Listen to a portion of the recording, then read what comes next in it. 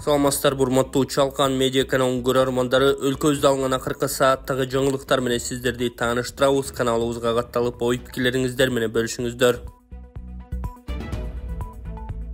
Лейлекте 20 жылдыктар жардамга муктаж үй бүлөгө үй куруп берди. Лейлек районунун Катраң айылында 1986 жылы туулуп, мектепти бүтүргөнүнө быйыл 20 жыл болгон тургундар каза болгон досунун артында калган балдарына заманбап бүт шарты менен үй куруп беришти. Мектепти 20 жыл мурда аяктагандарга жергиликтүү тургундар ыраазычылык айтышууда. Айыл арасындагы элди ыймандуулукка, биримдикке чакырган мындай жакшы саамалык улана берсин деген каалоо тилектер айтылып, жергиликтүү бийлик өкүлдөрү тарабынан жаңы турак жайлуу болушкан үй бүлөгө белектер тапшырылган.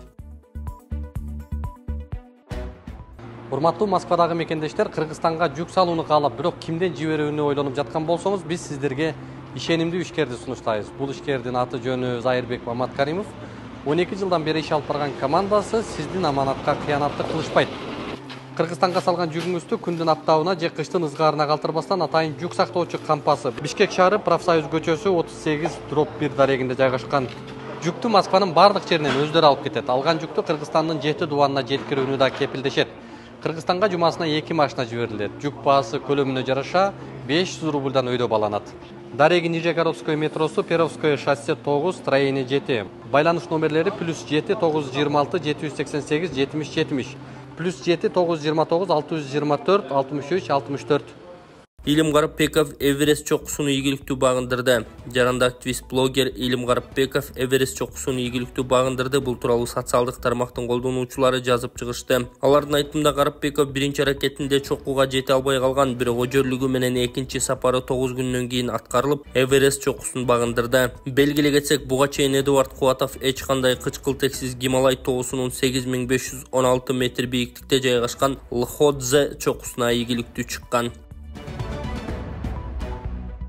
Садыр Жапаров Крокустагы окуя кызматташууну күчөтүү зарылдыгын көрсөттү. Президент Садыр Жапаров 24 майда КМШга мүчө мамлекеттердин коопсуздук органдарынын жана атайын кызматтарынын жетекчилери кеңешинин мүчөлөрү менен жолугушту. Бул тууралуу өлкө башчынын маалымат кызматы билдирди. Белгилей кетсек, Бишкекте КМШга мүчө мамлекеттердин коопсуздук органдарынын жана атайын кызматчылардын жетекчилери кеңешинин 54-жыйыны өтүп жатат. Президент катышуучулар менен саламдашып жатып, КМШ мындан 30 жыл мурда улуттук геосаясий өзгөрүүлөр учурунда түзүлгөнүн белгиледи. Ал ошондой эле Кыргызстан терроризмди чечкиндүү түрдө айыптай турганын баса белгиледи. Дүйнөнүн бир дагы өлкөсү терроризм коркунучу менен жалгыз күрөшө албайт. Акыркы убакта жаңы террористтик тобокелдиктер жана коркунучтар пайда болгонун, эң чоң коркунуч киберкылмыштуулук жана кибертерроризм экенин белгилей кетүү керек. 2022 жылдын октябрында Астанада өткөн КМШ мамлекет башчыларынын кеңешинин жыйынынын алкагында кол коюлган 2023-2025 жылдарга карата терроризм жана экстремизм менен күрөшүүдө кызматташуу программасы маанилүү ролду ойнойт. Мындан тышкары өткөн жылы Кыргызстан 2023-2027 жылдарга карата экстремизмге жана терроризмге каршы күрөшүү боюнча мамлекеттик программа кабыл алган, деди президент. Жапаров Крокустагы трагедиялуу окуя мамлекеттердин коопсуздугун камсыз кылуу үчүн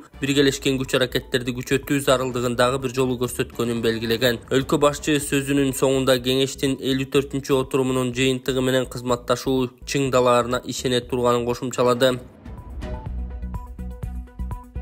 Таластагы 3 адамдын өлүмү, каза болгон келиндин жашоо шарты айтылды. 24 майга караган түнү Талас облусунун Айтматов районунда үрөй учурган 3 адамды өлтүрүү фактысы катталган. Анда 27 жаштагы келиндин 2 баласы менен күч колдонуп өлтүрүлгөн жансыз денелери табылганы кабарланды. Айтматов райондук эмгек социалдык камсыздоо жана миграция башкармалыгынын өкүлү Элмира Райымбекова каза болгон келиндин жашоо шарты тууралуу Суперкежи порталына маалымат берген. Айтымында каза болгон келин жолдошу 2 баласы менен айыл четиндеги сарайда жашап жаткан. Бул боюнча маалымат түшкөндөн кийин башкармалыктын өкүлдөрү жерине кетишкен. Алдын ала маалымат боюнча келиндин өлтүрүүгө шектүү кайнагасы экен. Жашоо шарттары жакшы, малдуу жандуу, келин жолдошу 2 баласы менен айылдын четиндеги сарайда жашап жаткан экен. Окуя келинин жолдошу дүкөнгө кеткен учурда болуптур, деди Райымбекова. Ошондой эле ал келин 2 баласына жөлөк пул алганын, 2023 жылы декабрь айында жашоо шарты жакшы болгону себеп болуп, ал токтотулганын кошумчалаган. Келин мурун жөлөк пул алган экен. Биздин кызматкерлер текшерип барышканда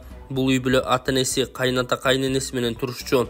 Түшүндүрүү иштеринен кийин 2023 жылдын декабрь айынан бери жашоо шарты жакшы болгону себеп болуп жөлөк пул токтотулган. Андан кийин ата-энеси баласы менен келин айыл четиндеги сарайга бөлүшкөн экен, деди ал. Ички иштер министрлиги шектүү тоодо кармоо учурунда жок кылынганын билдирген. Чүй облусунда суу сактагычтарга суунун топтолушу 100%га жетти. Президенттин Чүй облусундагы өкүлү Канат Жумагазиев Орто Токой суу сактагычындагы жана башка көлмөлөрдөгү суунун көлөмүн жана деңгээлин текшерди. Бул тууралуу өкүлчүлүктөн билдиришти. Акыркы учурда облустун негизги суу сактагычтарында 623,7 миллион кубометр суу топтолгон. Бул жалпы көлөмдүн 100%ын түзөт. Белгилей кетсек, өткөн жылы ушул мезгилинде суунун көлөмү 467 миллион кубметр же жалпы көлөмдүн 75%ын түзгөн. Учурда суу сактагычтардагы суунун көлөмү төмөнкүдөй. Орто Токой суу сактагычындагы суунун көлөмү 470 миллион кубометрди түзөт. Бул долбоордук максималдуу көрсөткүч болуп саналат. Өткөн жылдын ушул мезгилиндеги суунун көлөмү 350 миллион кубметрди түзгөн. Башкача айтканда, быйылкы суунун көлөмү 120 миллион кубметрге көп. Төмөнкү аларча наливной суу сактагычында суунун көлөмү 53 миллион кубметр болсо, 2023-жылы 43 миллион кубометр болгон. Төмөнкү аларча русловой суу сактагычында учурда суунун көлөмү 77 миллион кубометрди түзөт. Былтыр 69 миллион кубометр болгон. Спартак суу сактагычындагы суунун көлөмү бүгүнкү күндө 15 миллион кубометр. Өткөн жылга салыштырмалуу 4 миллион кубометрге көптүк кылат. 2023-жылы ошол эле учурда суунун көлөмү 11 миллион кубометр болгон. Облус башчысы Жумагазиев суунун көлөмүн гана эмес, жерлерде болгон техниканы, ошондой эле чүй өрөөнүндөгү тазалыкты жана тартипти текшерген. Мындан тышкары ыйгар муктуу өкүл чоң кемин тоо капчык айында болуп, жергиликтүү бийлик өкүлдөрүнө селдин жүрүшүн алдын алуу боюнча тиешелүү чараларды көрүүнү жана аткарууну тапшырган. Айыл чарбасында суу жогорку сапаттагы жемиштүү түшүм алууну камсыз кылуу үчүн зарыл. Ар бир дыйкан түшүмү керектүү көлөмдөгү сууну ала албай калат деп кабатыр болбошу керек деген ал. Ушунча акча чогулуп калды, дагы 21 000 доллар чогулуп калса, мен баламды алып чыгат элем. 24 саат балам жанында отуруп, өзүм деле жүрөгүм болбой баратат. Ушу балам кичине отуруп, басып эметип кетсе деген үмүтүм чоң. Ушуну үйлөнтүп, ушунун балдарын жетелейин деген. Мен ишенем, мындан оор сыноолордон өттү балам. Дагы эле болсо күчтүү.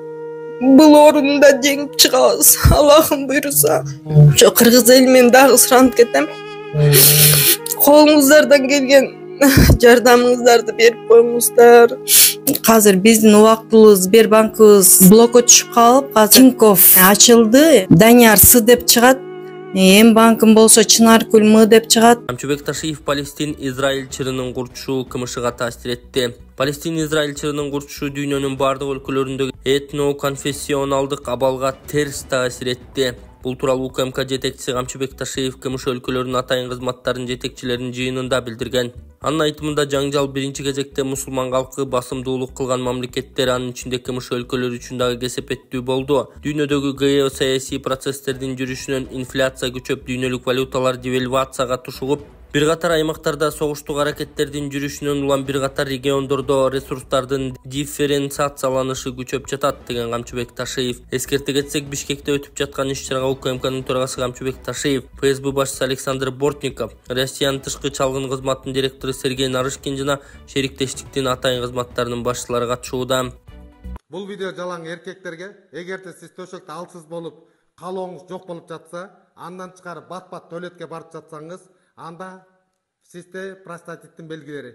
Простатиттин дарысы чакшыр, өтө жакшы жардам берет.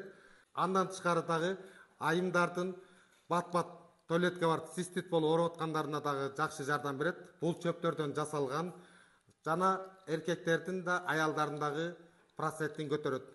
Эгер заказ кылам десеңиздер, экранда номерларга байланышыңыздар. Адамдардын организми ысык суук болуп бөлүнөт. Эгерде суук ашынып кетсе, адамдар эмне алат? Колубуту жылбай үшүп орой берет. Ошого баланс кылган иньян гель бул өтө жакшы жардам берет. Колубутуңуз жылбай жатса, кан айланыңыз жакшырбай жатса, белиңиз, бутуңуз, тамандарыңыз муктуп атса, иньян гелди колдонуңуз. Бул жаш өтүп калган адамдардын кан айланысы начар болгондуктан, жаш өтүп калган аталарыбызга, апаларыбызга алып берсек, алардын кан айланысы жакшырат дагы, өзүн жакшы сезип, жылуу жүрүп калат. Заказ кылам десеңиздер, экрандагы номерларга байланышыңыздар. Мамлекеттик ипотекалык үйлөр бүткөндөн кийин кандай болот? Мамлекеттик ипотекалык турак үйлөрдөгү баатирлер бүткөндөн кийин кандай болот деп кызыккандар үчүн иш процессин көргөзүүнү чечтик. Бул тууралуу президенттин иш башкаруучусу Каныбек Туманбаев соц тармактагы баракчасына жарыялады. Учурда президенттин тапшырмасы менен бардык жерлерде иш кызуу жүрүп жатат. Үйлөрдүн курулушунун жүрүшүн мамлекет башчысы жеке өзү онлайн көзөмөлдөп турат. Үйлөр сапаттуу курулууда, жогорку сапатка көтөрүлгөн сайын астыңкы кабаттын ички жасалгалоо иштери бүткөрүлүп, убакыт эффективдүү пайдаланууда деп жазылат билдирүүдө. Ташиевдин уулу улуттук курамада биринчи беттешин өткөрүшү мүмкүн. Барселона клубунда тарбияланып жаткан УКМКнын төрагасы Камчыбек Ташиевдин уулу Эмирхан Кыдыршаев 6-июнда улуттук курамада биринчи беттешин өткөрүшү мүмкүн. Штефан Тарковичтин жетекчилиги алдындагы улуттук кураманын машыктыруучулары штабы 2026-жылкы дүйнө чемпионатына жана 2027-жылкы Азия кубогунун июнда өтө турган тандабалуу оюндар үчүн даярдыктын алкагында өтө турган жыйынга кураманын кеңейтилген тизмесин жарыялады. 33 оюнчудан турган курама 27 май 4-июнь күндөрү Жалал Абад шаарында окуу машыгуу жыйынын өткөрөт. Беттештерге болгон билдирмеге 23 гана оюнчу кирет. Азыркы тизме 3-үчү оюнда белгилүү болот. Улуттук курама тандабалуу оюндарынын алкагында 6-июнь күнү Бишкектин Дөлөн Өмүрзаков атындагы стадионунда Малайзияга каршы кезгелет. 11-июнда Омандын Борбор калаасы Мускат шаарында Оман улуттук курама командасы менен ойнойт.